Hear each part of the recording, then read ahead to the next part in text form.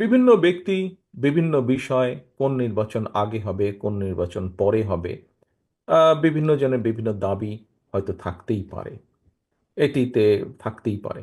কিন্তু আমাদেরকে আজকে একটি বাস্তবতা মনে হয় বিবেচনা করতে হবে।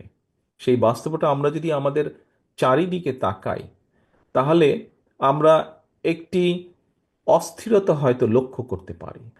এই অস্থিরতা বিরাজ করার হয়তো একটি মূল কারণ হতে পারে যে স্বাভাবিকভাবেই এই মুহূর্তে অন্তর্বর্তীকালীন সরকার আছে, এবং অন্তর্বর্তীকালীন সরকারের আমরা মনে করি মূল দায়িত্ব হচ্ছে, অন্তর্বর্তীকালীন সরকারের মূল দায়িত্ব হচ্ছে সেটি, অর্থাৎ দেশের মানুষ যেই সিদ্ধান্ত নিতে চায় সেই সিদ্ধান্তের সাথে একমত পোষণ করা এবং দেশের মানুষকে তার সিদ্ধান্ত নিতে সহযোগিতা করা, সেই ব্যবস্থা করা, রাজনৈতিক সিদ্ধান্ত গ্রহণ করতে সহযোগিতা করা। সরকারের বিভিন্ন ব্যক্তির বিভিন্ন কথাবার্তা থেকে আমাদের কাছে মনে হচ্ছে তারা, এবং বিভিন্ন ব্যক্তির আলোচনা থেকেও ফুটে উঠছে যে তারা সম্ভবত তাদের লক্ষ্য থেকে কিছুটা হলেও বিচ্যুত হচ্ছেন ক্ষেত্র বিশেষে।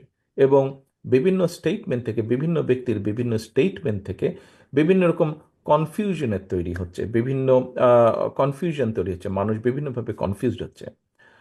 প্রিয় উপস্থিতিবৃন্দ, খুব স্বাভাবিকভাবে রাজনীতিতে যখন কনফিউশন থাকবে, অস্থিরতা তখন দেখা দিবে আমাদের, এবং এই অস্থিরতার কারণে প্রত্যেকটি দেশের প্রত্যেকটি মানুষ সমস্যার সম্মুখীন হবে।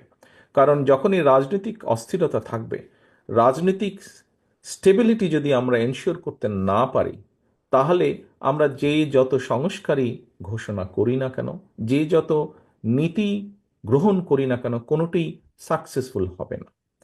রাজনীতি অস্থির হলে এটি এফেক্ট করবে অর্থনীতিতে, এবং অর্থনীতি এফেক্ট করবে সব কিছুকে, অর্থনীতি এফেক্ট করবে সব কিছুকে, প্রত্যেকটি ক্ষেত্রে কিন্তু এফেক্ট করবে, এবং প্রতিটি মানুষ ক্ষতিগ্রস্ত হবে।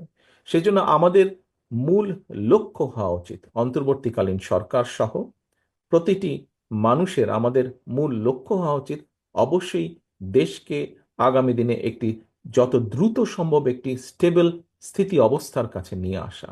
আমরা যখন একটি স্থিতি অবস্থার মধ্যে নিয়ে আসব, সারা পৃথিবীতে যেটি গ্রহণযোগ্য বিষয়, যে রাজনৈতিক অস্থিরতা বলুন বা রাজনৈতিক আলোচনা বলুন, রাজনৈতিক তর্ক বিতর্ক বলুন, সেটিকে সংসদের মধ্যে নিয়ে আসা। সংসদই হচ্ছে সবচেয়ে বড় জায়গা, সবচেয়ে মূল জায়গা, যেখানে রাজনৈতিক বিষয়ে আলোচনা, সিদ্ধান্ত যাই হোক না কেন সেটি সংসদের মধ্যে হয়ে থাকে। আমরা যদি সংসদকে কার্যকর করতে যত দেরি করব, এই অস্থিরতা, এই তর্ক বিতর্ক সবকিছু তখন সংসদের বাইরে চারিদিকে ছড়াতে থাকবে, এবং সংসদের বাইরে যত বেশি এটি ছড়াবে, তত সব জায়গায় বিভিন্নভাবে অর্থনীতি থেকে শুরু করে সামাজিক অবস্থান থেকে শুরু করে সকল জায়গায় একটি অস্থিরতা দেখা দিবে, যা সামগ্রিকভাবে দেশকে ক্ষতিগ্রস্ত করবে। এইটি আগে করব না ওটি আগে করব, ওটি আগে করব না এটি আগে করব, এই তর্ক বিতর্ক যদি চলতে থাকে, আহ, তাহলে সামগ্রিকভাবে জাতি কিন্তু ক্ষতিগ্রস্ত হবে আরো বেশি, দেশ তো ক্ষতিগ্রস্ত হবেই, এবং বিভিন্ন সমস্যা দেখা দিবে। সেজন্যই আমরা মনে করি, বিএনপির অবস্থান থেকে আমরা মনে করি, আহ, রাজনৈতিক দল হিসেবে আমরা মনে করি, একজন রাজনৈতিক কর্মী হিসেবে আমি মনে করি, দেশে যত দ্রুত সম্ভব একটি স্থিতি অবস্থা আনা সম্ভব, তত দ্রুত দেশকে ধ্বংসের কিনারা থেকে ধীরে ধীরে বের করে নিয়ে আসা সম্ভব, সরিয়ে নিয়ে আসা সম্ভব।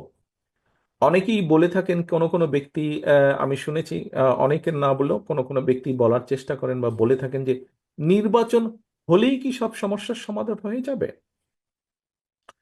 নির্বাচন হলেই যে সব সমস্যার সমাধান হয়ে যাবে, সে কথাটি এইভাবে না বলে আমরা চিন্তা করতে পারি, নির্বাচন হলে যেহেতু একটি স্থিতি অবস্থা আসবে, এবং ধীরে ধীরে রিফর্ম কাজগুলো শুরু হবে, সমস্যাগুলোর আহ, প্রকটতা, তীব্রতা ধীরে ধীরে কমা শুরু করবে, এবং নির্বাচন হলে সমস্যাগুলোর সমাধান কিভাবে করা যায়, এটি দায়িত্বপ্রাপ্ত হবেন বিভিন্ন মানুষ। যখন দায়িত্বপ্রাপ্ত হবেন, স্বাভাবিকভাবেই তারা বসবেন, তারা আলোচনা করবেন, তারা কাজ করবেন। একদিনে কোনো কিছুই হবে না, বাট হওয়া পসিবিলিটি শুরু হবে, হওয়ার সম্ভাবনা শুরু হবে।